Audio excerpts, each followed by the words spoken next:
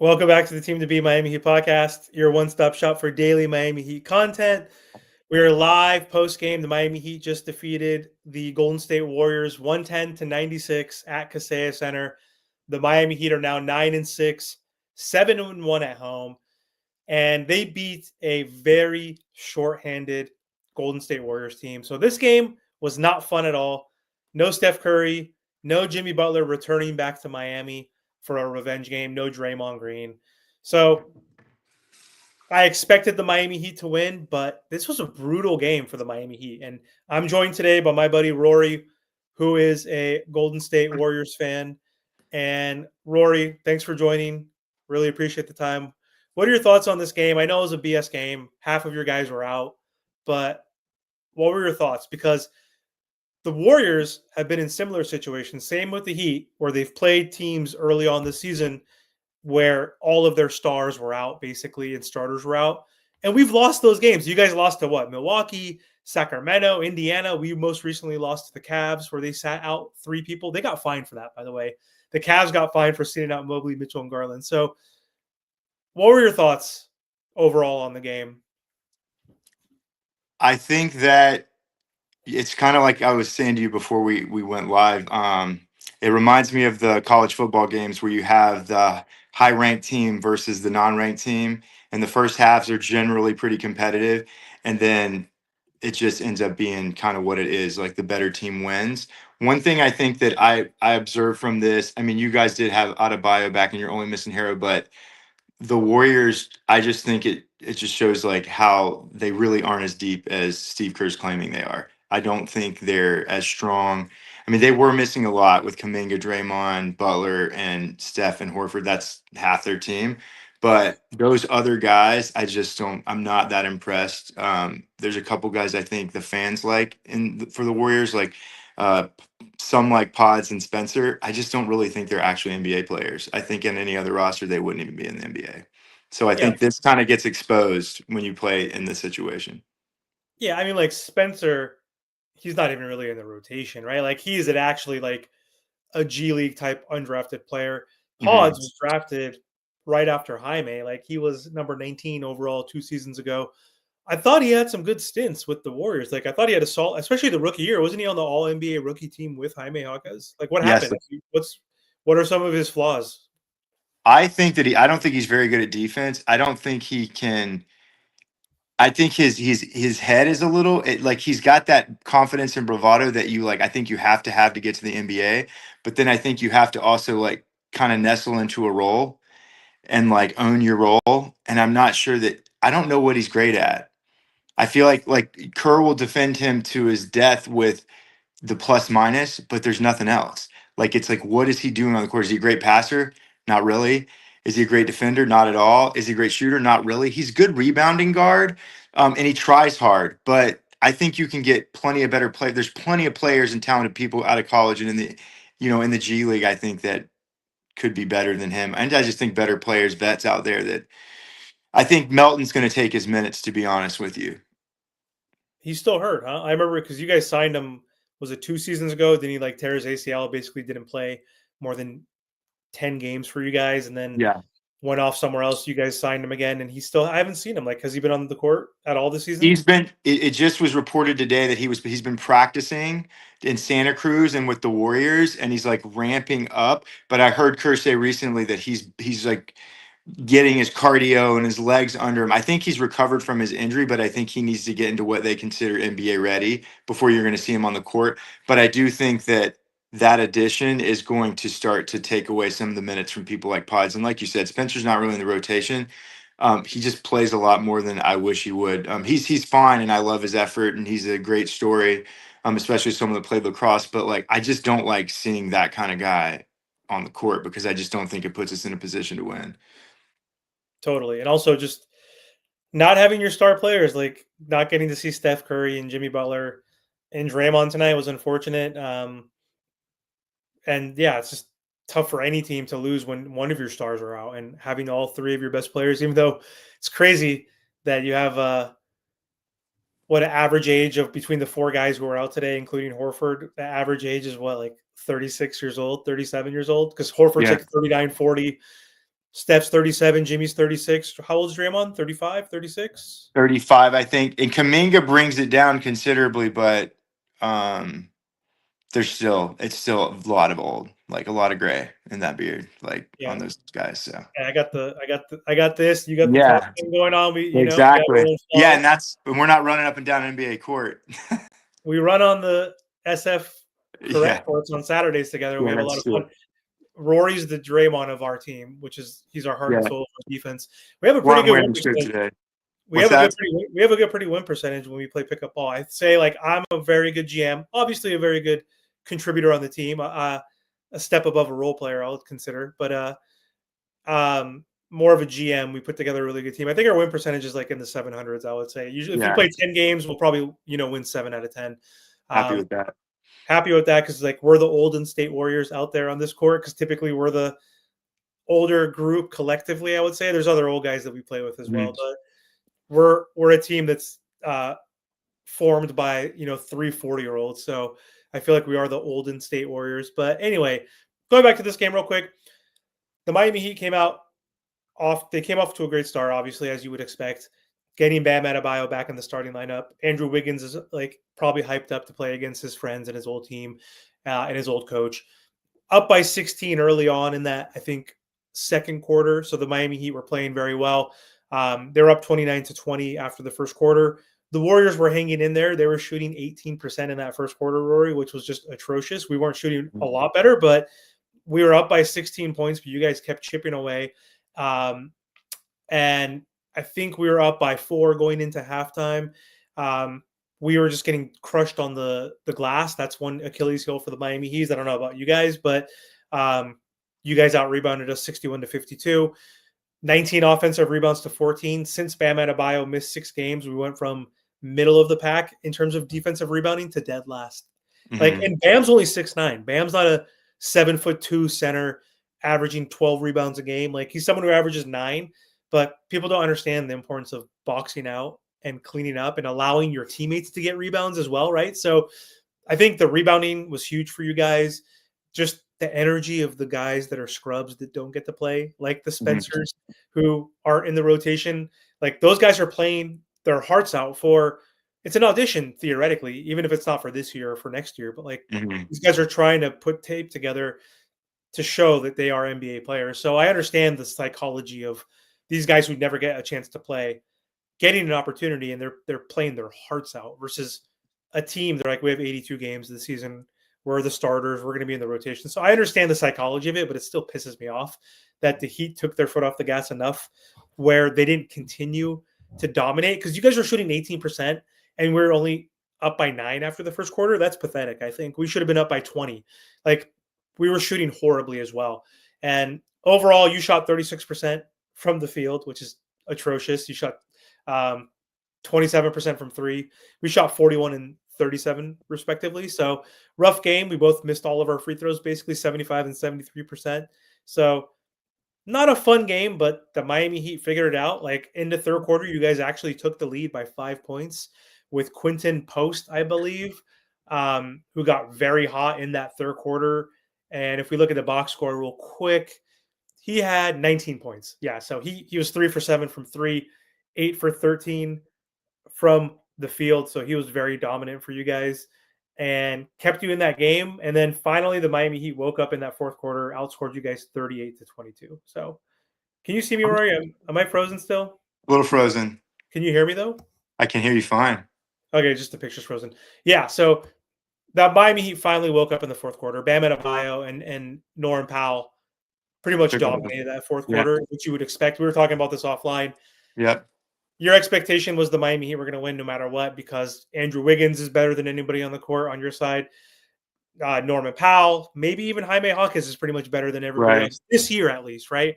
Yeah. Because of who you have off the court. So it wasn't a big surprise, but the Miami Heat end up winning in the fourth quarter, which I'm happy because this would have been one of the most pathetic losses, I think, in a long time if the Miami Heat actually blew this game. You guys are coming off back-to-backs. You have half your team out. You guys have played the most games in the season so far. What are your thoughts on that real quick? You guys played – this was your 17th game. This was the Miami Heat's 14th. So you've played 17 games in like 29 days. 29 days. Yeah, whatever it is. So, what are your thoughts on that? Like, what's going on with that? That's crazy. I'm not sure. Like I'm wondering. I haven't looked at ahead at the full schedule. I'm hopeful that it works out at the end of the season to where it's way more in their favor, kind of like last season where it was rough at first and then it got a lot easier down the stretch. I think it's ridiculous. I'm not, and I mean, I think this would be ridiculous for any team. And I know there's a lot of people. Well, back in the '80s, we used to take Greyhound buses and wash our, like Eddie Johnson saying, we washed our jerseys in the tub, like suck it up and play. That's before people like really put a lot of investment in their like the understanding of human anatomy and physiology and strength training and all these types of things that they're doing now. They understand now like what's good for the human body and like what it's capable of and how it's going to affect performance and likelihood of injury. It's just absurd. I mean, it's obviously for the money, but I mean, putting these guys like it's just hard to play, especially a team that's so old. Like the Thunder are going to win no matter what.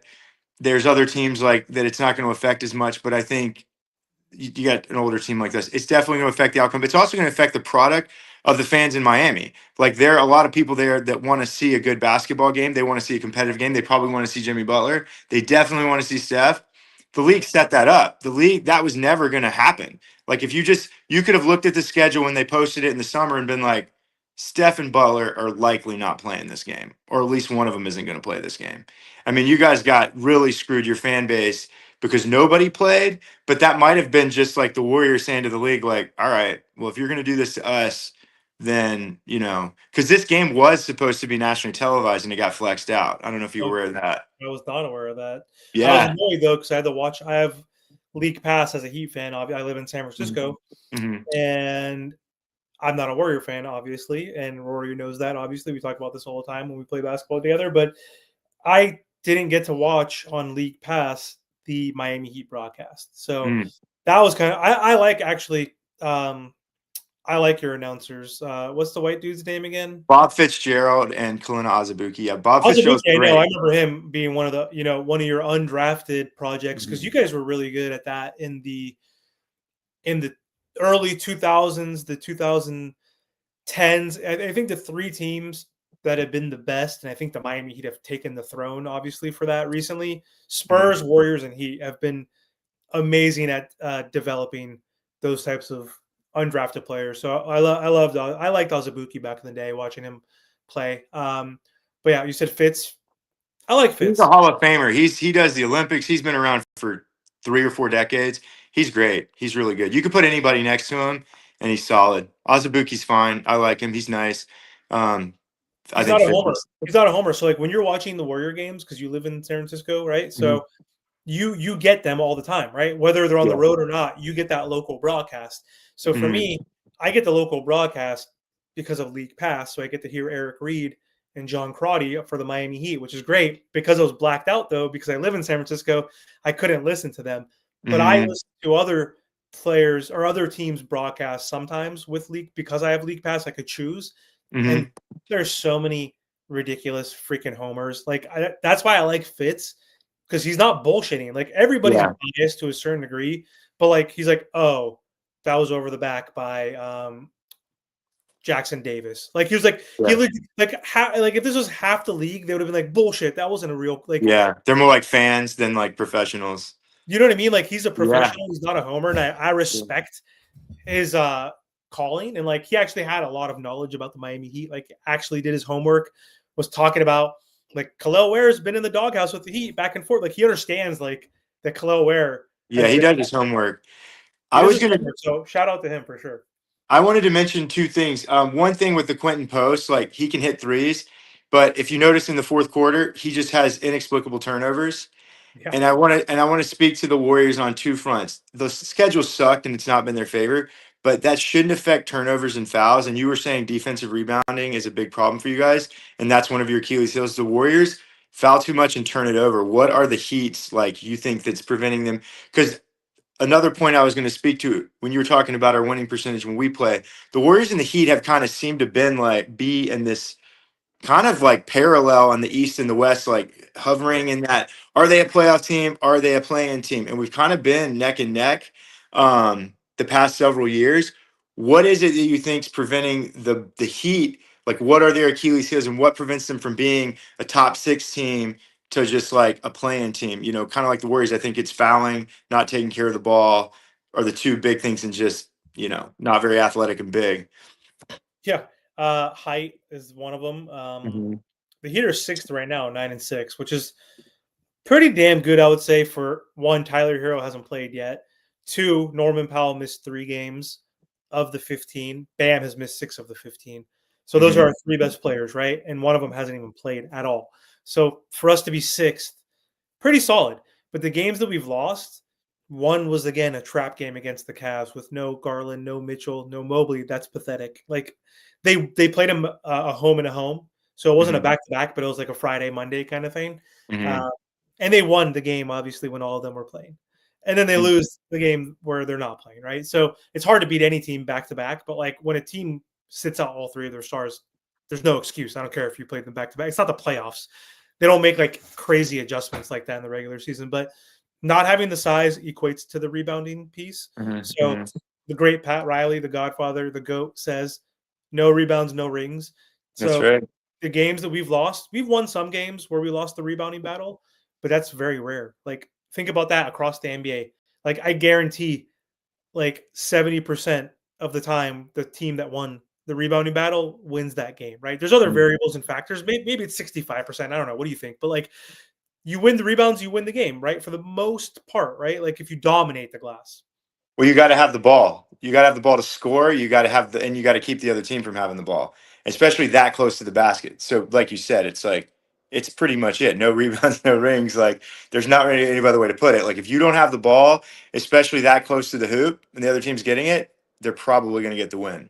And if they're getting offensive rebounds, which we've been allowing like the Hmm. most offensive rebounds this whole season, other teams are getting more opportunities. They're getting more possessions, more shots than us. Like I feel like the average game we're shooting anywhere from 5 to 15 less shots than these teams because That's we're not hard winning the rebounding battle and they're winning the offensive rebounding battle.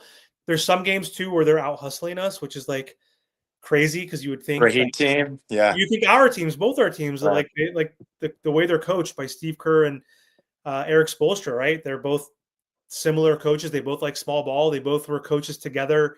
Team USA, Kerr passed the throne down to or the torch to Spo. You saw them talking for a long time. Typically, Yeah. coaches shake their hands or wave, and they embraced and talked for like 5 minutes afterwards. So, I'm sure they probably had dinner before.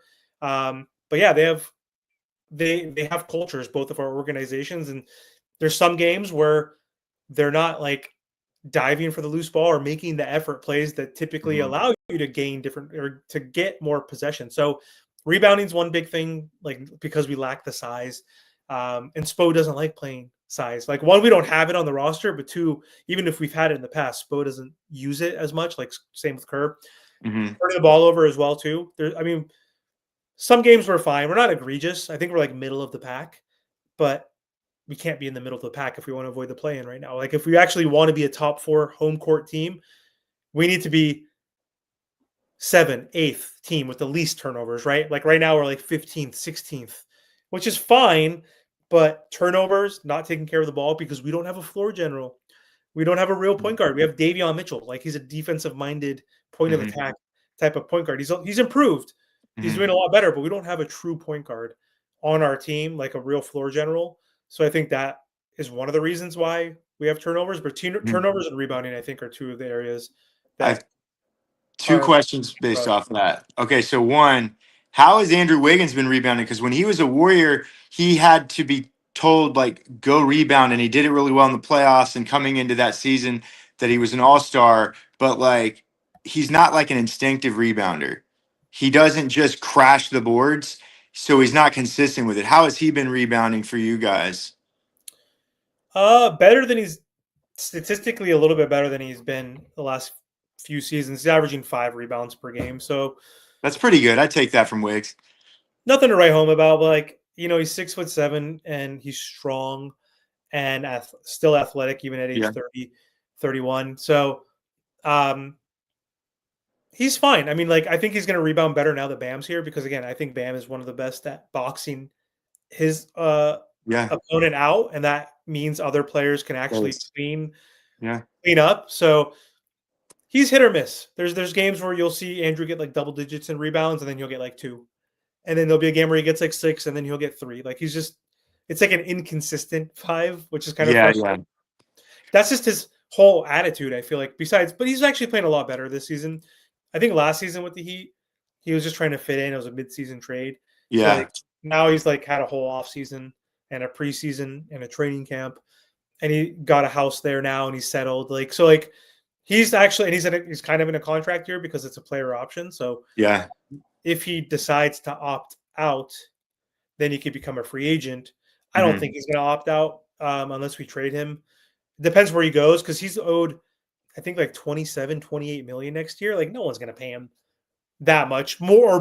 No one's going to give him like Yeah. 35 starting next year at age 30, right? So I think he's going to opt in and stay with the Heat, perhaps, especially if we could actually get to the second round because this is a fun team. The Miami Heat went from third to last, bottom 3 in scoring, 110 points per game, to number 3 in scoring at 124. Isn't that insane? They're scoring 14 more points. I think you guys I think the East is pretty wide open. Like I really do. I think there's like who's the top? The Knicks, you think? And then Knicks, Cavs, Detroit. No, Detroit's a shot. Knicks, They won Cavs, and 4 in a row. Detroit. So then there's 5, three other spots available in the playoffs. I like Spoelstra. Like my son asked me who's the coach in the NBA. Is it Kerr? And I said him or Spoelstra. And then he was like, well, who's after that? And I was like, I don't know. Like honestly, Thibodeau maybe, but like I don't know who you put in that category. I think it's literally Kerr and Spoelstra, and then maybe some up and comings. But I think you guys do have a good opportunity to hit the playoffs. And you were saying like turnovers and rebounds, which makes me ask, like, with what's going on in Dallas, if you could choose Kyrie Irving or Anthony Davis, which one would you try to get on your team? Kyrie all day. Yeah, I think so. I mean, yeah, Well, I mean, these they're guys are both. pretty, huh? I mean, well, one fit like we just like. I mean, both. We need both. Yeah, Like I think we need both. We need size and we need a rebounder.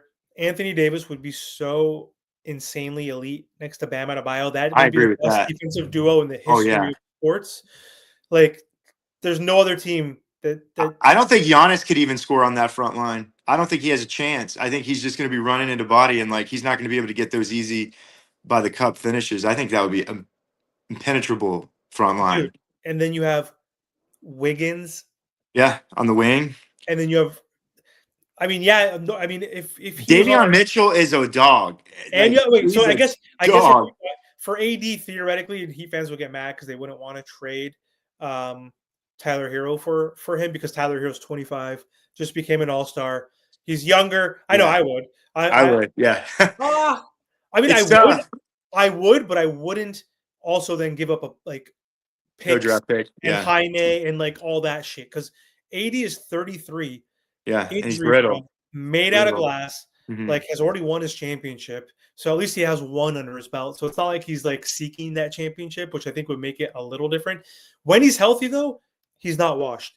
He's still averaging 22, 10 points. You know what I mean? Like a couple assists, a block. He But can be unstoppable.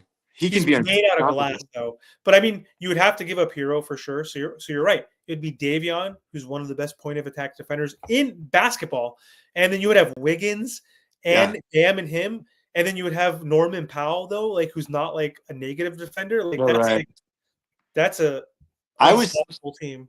when you were talking about Wiggins, it was making me think about something. It makes me think about Kyrie and AD as well. So I think Wiggins, just kind of having him on our team for a while, you kind of understand who he is. He's an emotional guy. Like he's very aloof and like even keel on the court, but I think he's very family oriented and very much like personal. I Yep. think he was in his feelings last year. All the things you said affected his play transitioning. But then I think as he like you said, gets a house and settles, he's like, damn, I'm living in Miami. It's pretty nice in Miami. Not a This is bad actually place to pretty live. good. I'll be all right if I just stick around here a little longer. I could see players like Kyrie and AD being the same way. It's kind of like, damn, Bam Adebayo, Spoelstra, all the other pieces you mentioned, and I get to live in Miami, like on the beach. Like, could be worse. Like, I would way rather live in Miami than Dallas, and I think that most people think that way as well. And you have no income tax, right, in either place, so Yep. getting paid more. Yep. Let me look at Kyrie's contract real quick before I answer this question because that's also part of it. Yeah, I know the money's always what messes up the fantasy. So AD signed a 3-year 175. So he's making 50, Wow. 50 this year, 52, then 50, like 8. So part of the reason why I answered it is because he's always injured. The Yeah. other piece is his contract. I guarantee Kyrie's making way less. Yeah. I know Kyrie signed the deal with the 80 makes like Mavericks. $1 million a game because he plays like 50 games, right? So he's like making $1 million a game. Yeah, so based on contract alone, I think to answer the question again, Kyrie, because right now he's making 36 this season, he's not playing, 39 next year, and then 42. So That's not terrible. AD is going to be making 58 in his final year at age 36, 37. He's Kyrie's not only even. Who is not it? worth That's it. like that's a terrible contract. Like as good as he is, and he can be dominant, like you said, he's made of glass. Like he's 36, he's probably not even gonna be. He's gonna be like Shaq.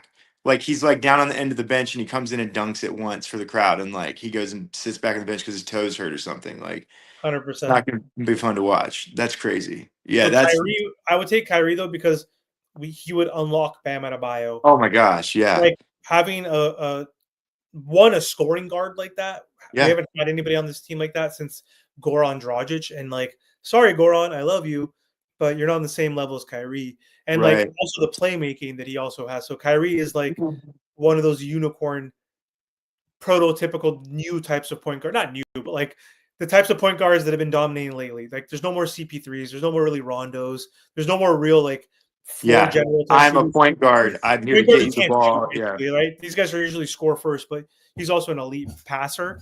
So I would take Kyrie. But real quick, let me ask you some questions now. So, do you think the Warriors actually have another real playoff run left in them? Steve Kerr, his contract's up soon. Steph is 37, Draymond's 35, 36, Jimmy's 36. So, what's your actual realistic thoughts of the Miami Heat, the Golden State Warriors making at least another final run in the next 2 seasons?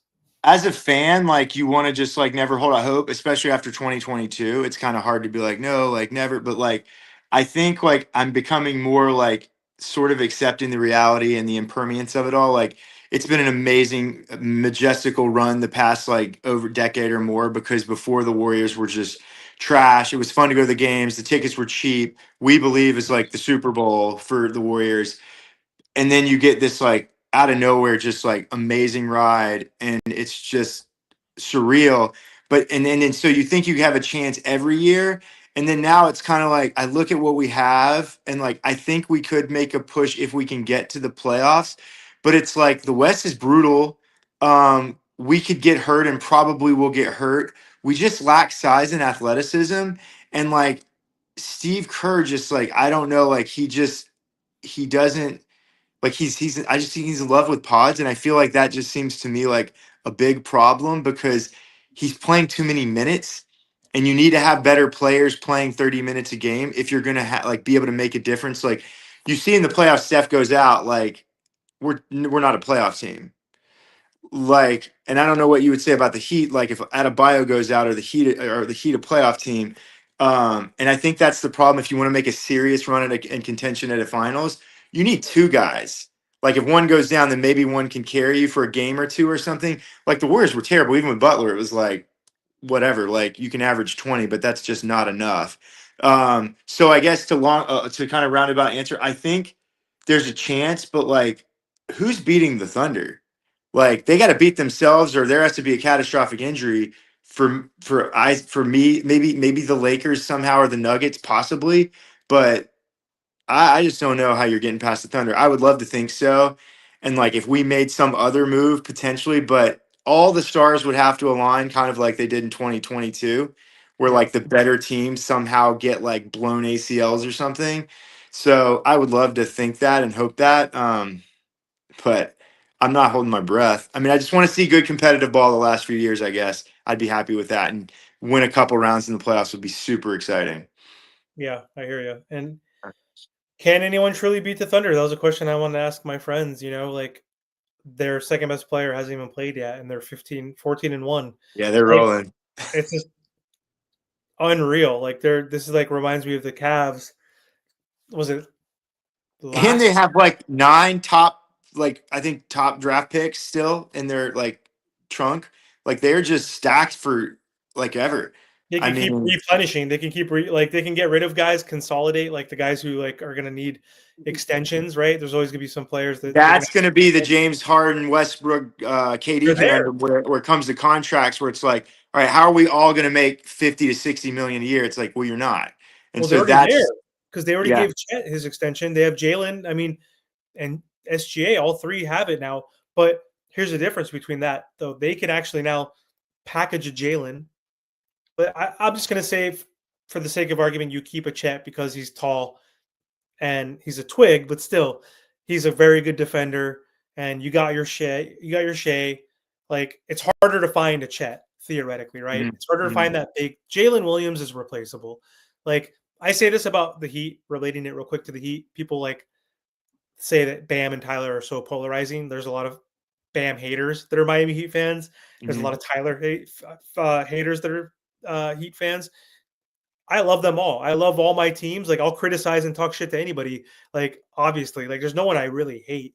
But with Jalen, like, but you. Oh, sorry. Going back to my point, you can't replace Bam Adebayo. You can find another Tyler Hero. We got a Norman Powell who's 32 years old coming in, scoring 26 points per game. Like Tyler's best season last year as an All Star at age 24, his breakout season, he was scoring 23 points per game, almost Yeah, 24. Like Norman Powell's older, coming into a new system. He's already scoring 26 points per game. We traded him for nothing, right? yeah. He's, and not to say Jalen Williams is nothing, like, and but he's more replaceable, like a two guard kind of You like can guy like score. that Yeah, is more replaceable than I think a Chet. So you take a Jalen Williams contract where it's probably making what in the 40s, but then you have 9 picks to your point. So they could yeah, also then keep Shea, keep Chet, and then trade him because they need to get that 40 million off the books, attach it to 2 first round picks, and then get like 2 other very good, maybe not all-star level players, but get like 2 yeah. very good players, and then you replenish right there and you add 2 great complementary players next to Chet and next to SGA, and you keep competing, right? Like you get maybe an Yeah. aging superstar or an aging star that is cheaper, like the Hardens now who are making 32, 34 million, right? Mm. Like maybe you can get someone like a Zach Levine. Like you could Oh get rid of yeah. him and The Kings. Look at the Kings, man. That could be. There's plenty of that's what I choices mean. You there. can give them like they can get Sabonis somehow, like on Oh like yeah. these guys might get these contracts that are bad contracts, and guys that are older could get bought out, and then they can go to the Thunder because why would they not want to go play with them? So Right. It's just living in Oklahoma City, I would imagine. my friend lives there. Shout out to my boy Cy, who's got season tickets. So he lives there. Probably has a McMansion and season tickets and a sweet couple cars, I bet. He's a doctor, so yeah, he Well, does. there you go. Yeah, yeah. He's living it up. Smart. All right, before we close out, what are your thoughts on Jimmy Butler? So you've had him now for what, half of last year and then 15, 16 games this year. So what are your thoughts on just Jimmy Butler in general? Does he move the needle for you guys if you're healthy in the playoffs this upcoming season? Yeah, I really like Jimmy Butler. Like, I like him as a like I'm aware of his story, his upbringing, and his childhood, and like anybody that can pull themselves kind of like out of that environment and world and just create a dream life for themselves, like you can't help but root for someone like that. And then just what I've seen in the way he seems like he's a really good teammate. He's a really good leader. He's just really fun to watch because he's not fun to watch. Like he plays off 2 feet. He doesn't make mistakes. He draws fouls. Like it's like he plays like old man hoops, which like for us, like man, if I could just play like Jimmy, like I'd be unstoppable. But everybody plays off 1 foot, gets out of control, throws one-handed passes. I think he's great. I think he's fantastic. I wish we would have had him when you guys had him and he was taking you to the finals. But I think that we need to tweak our roster. Like we need to do something. I think hopefully Melton and Curry, Seth Curry come in and helps make a difference and pushes some of these guys that I'm not fond of further down the bench. And maybe that makes a big difference. But I think when you get into if we can get into the playoffs, not the plan. I think if we get in the play and forget about it. Like we're gonna have to deal with that, maybe and get that terrible 7-2 or 8-1 matchup, die trying to get out of that first round, and then it's just fumes after that. So if we can get in the top 6, I do like our chances against certain matchups because Steph and Butler are probably two of the better players on the court versus a lot of the teams that we would be up against. Not necessarily, maybe the Lakers. Um, uh, maybe, I mean, arguably they could have the best two. The Thunder have the best player, but maybe not the best two players. The Nuggets arguably could contend, but I think, yeah, I do like Butler a lot as a person, as a teammate. I understand. It seems to me like, to dig into his psychology, I feel like when he feels unwanted, that's really hard for him to deal with, because I think as a child, that unwantedness probably stuck with him. So these teams that like don't want to pay him and don't want him, I think that cuts him a little more personally than it does the average player. But I love the guy. I root for the guy. I think he will help us, but we got to be top six. Otherwise, we're cooked, just like the past few years. Yeah, it's a tougher path when you're not a top 6 team in the playoffs. The way the play-in tournament is ran, like other teams get rest, which is necessary. And it's just a harder path, like just playing extra games, obviously, and then not having home court advantage basically ever in the playoffs also Yeah, is a that's tough brutal. pill to swallow as well. So we've been in the same boat. The Miami Heat have been in the same boat when we had Jimmy Butler. Just every path that we had going to the finals were very difficult. We couldn't get over the hump. Impossible. Impossible. Yeah, Like, it's especially unbelievable that you guys got to the finals. Like, how is this team making it to the finals? It's impressive. It speaks to the coaching, and it speaks to like what Jimmy. Jimmy was able to do. I will say, to speak to Jimmy, like, I don't know if you guys had a better team than I thought, but like, he's not the guy you see night in and night out. Excuse me, is not the same guy we saw took take those guys to the finals. Like, he doesn't play like that all the time. It Mhm. seemed like he just flipped some switch in those runs and played like that, because he's very like, I think he's unselfish to a fault a lot of the time in the regular season, at least from what I've seen. Yep, Um, good but playmaker, but underrated damn, playmaker. those two runs were like, those were two of my favorite runs of all time. I was definitely a Heat fan during those runs. Absolutely was rooting for you guys, because We talked it was about it. I know on the it was court. amazing. My son was making Heat signs and stuff, and he's a diehard Warriors Curry fan, and he was literally making Heat signs and wearing black and red all the time. Like, You yeah, told they me was this. I remember. Yeah, unreal. So yeah, I mean, yeah, I'm a fan, and I think you guys have a better chance of cracking the top six than we do, even with Jimmy, I think just so too. because Because of the you're in the East West. West. Yeah, Yeah, you're in the West. Giannis is hurt right now. yeah. It's not season ending or anything like that, but he's always banged up. And He's gonna get hurt. They don't have any. He doesn't have any help. Like, he's that's just a, they're done. He lost Dame. He lost Middleton. Like he has Kyle Kuzma and Miles Turner. Like they're Do the screwed. Heat? Do the Heat? Does it ever cross your guys like rumor waves that that Giannis might go to the Heat? Does that ever come up? I know the Warriors. It's always on Yeah, the always rumor comes line. up. It always Okay. comes up. It's like we're gonna have to trade Bam Adebayo and Tyler Hero for him. Like Yeah. you, So then like it's you don't even understand. Like people don't. They're like, you would trade Tyler and Bam. I'm like, I would do it in a heartbeat. Giannis is averaging 30 points per game, like 10 rebounds, like 7 assists, like each 30. Like he's still got 3 to 4 more years of this, I would assume. Like one of the most dominant players in the NBA, MVP caliber players, MVP, like finals MVP and NBA champion. Like, of course I would. Like yeah, he's over so AD much more for sure. dominant than Bam. Yeah, What's and that? he's over AD, especially like, because I feel like his durability is not that he's not durable. It's that he's just doing so much. Whereas AD is like, I got a finger in my eyeball, I twisted my ankle, like Cap, like he just constantly, when he was on the Pelicans, that poor franchise, my goodness, he just didn't even play for them. He just didn't even Right. play for them. That was just awful. And he goes to LA and he's fine. He goes to Dallas and it's like he's hurt again all the time. It's like, He missed time in LA with the Lakers too. So I mean he always misses like 20 to 30 games. So yeah, that's crazy. all right, let's get through some comments real quick. My boy Van Lee is in the house. He says Rory looks like Scott Van Pelt. I don't know if you think that's a compliment or not, Rory. I'll get some of those weird glasses. Yeah. Van Lee also says the Heat were out rebounded by the G League Warriors again. I told you, Amir, flip wigs for AD. Let AD mentor Khalil Ware. Oh wow. Promote Pella to small forward and let AD and Bam set screens for Tyler and Norm. He's saying Tyler and Norm. So who are we trading then, Van Lee? in order to get Anthony Davis. Is it Jaime It's so Hawkins? expensive. Is that Yeah. because he's so expensive? He's making 50 million a year. They're like, and he's still, again, when healthy, he's still going to give you 23 points a game, 10 rebounds. Like Anthony Davis is not washed. He's just always hurt. You know what I mean? Like he still looked good with the Dallas Mavericks. Like when he was playing last year after the trade, he just someone These monster contracts hurt the team. Like they do. Like you just it prevents flexibility and like I feel like if they had more of a Tom Brady mentality, like I'll take a little less to get a better team with me. Like a lot of people are gonna want AD, but it's like he's almost gonna have to be freaking waived to be picked up. I mean, who's gonna put any eggs in that basket? Like it's you tough. gotta be Yeah. I don't see him getting traded this season. That's going to be rough. It's too much to move. yeah. All right. Seeing that Rozier's 25 million on our cap sheet is painful. That could be the reason we don't win the East. Yeah, so the whole gambling allegations, Can't Rory. trade him.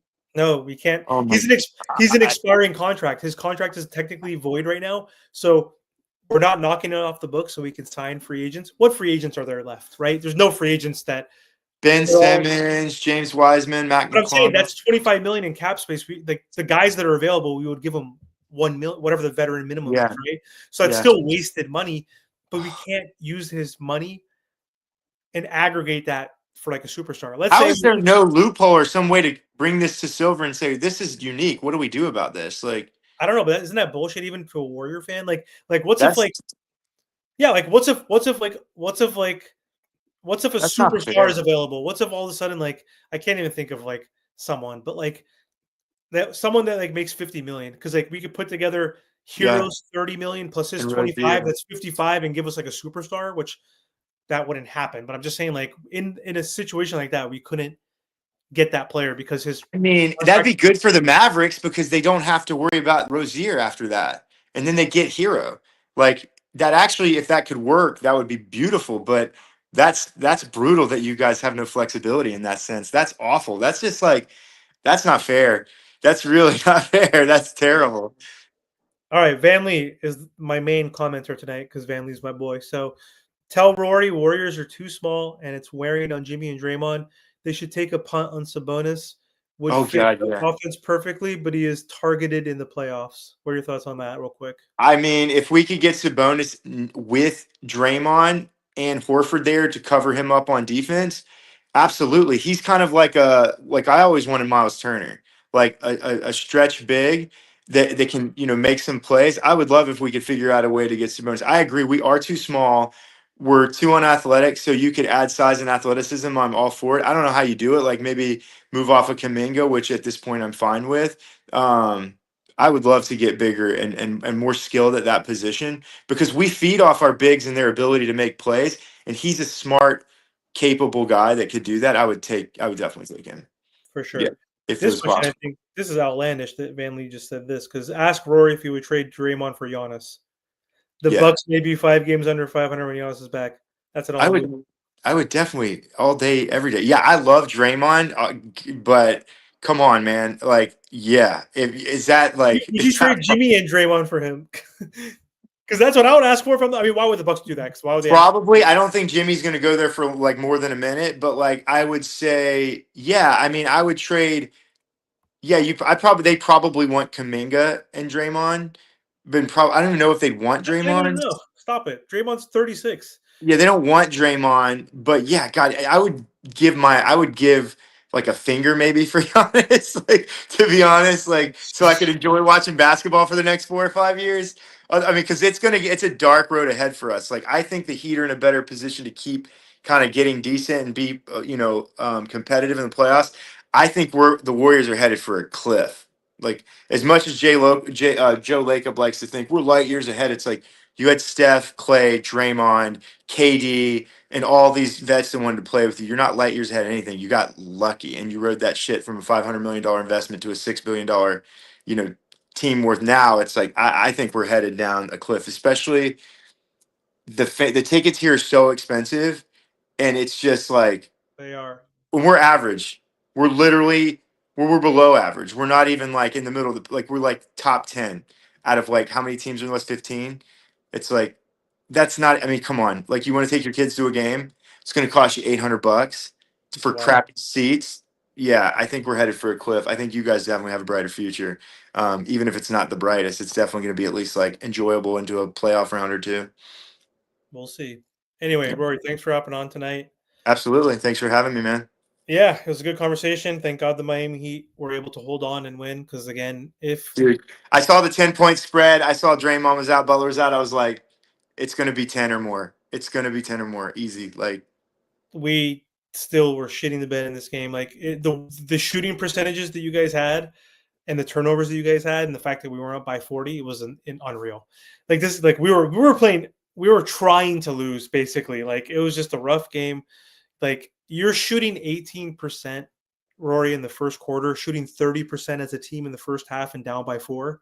Without all those players, that is egregious for the Miami. Imagine the Warriors up by well, 4.5 with no that's why, no Bam, no Norm, no like Jaime. but Like, imagine if those guys were out and we were in that But game. look at this.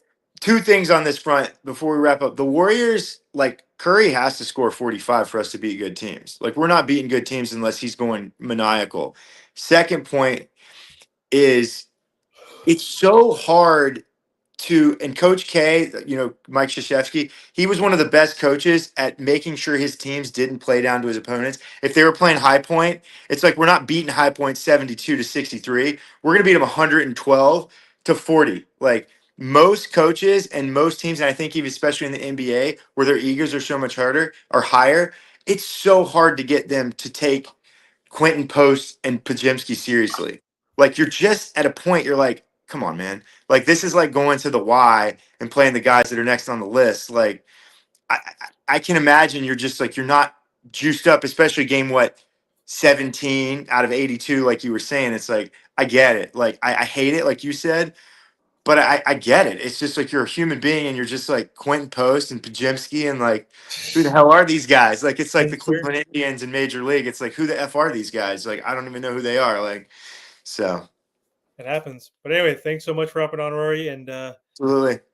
I was going to say we could do a post game the next time they play, but the next time they play is here. So I will be at that game. I haven't bought tickets yet, but there will Dude, be no post game because I'll be getting let home me waiting. know if you get tickets to that because I need to go to a game and like that'll be good. Hopefully the players will play. You guys probably will sit out of Bio Hero and Norman Powell to spite us. So Let's go. Yeah, but we'll go to that game. We'll do a live yeah. post game at Chase Center outside the Drive arena. City or out on the Barcadero or something. Yeah, let's do it. That'd be dope. All right. Thanks again, man. Appreciate the Have a time. good night. Go Heat. All right.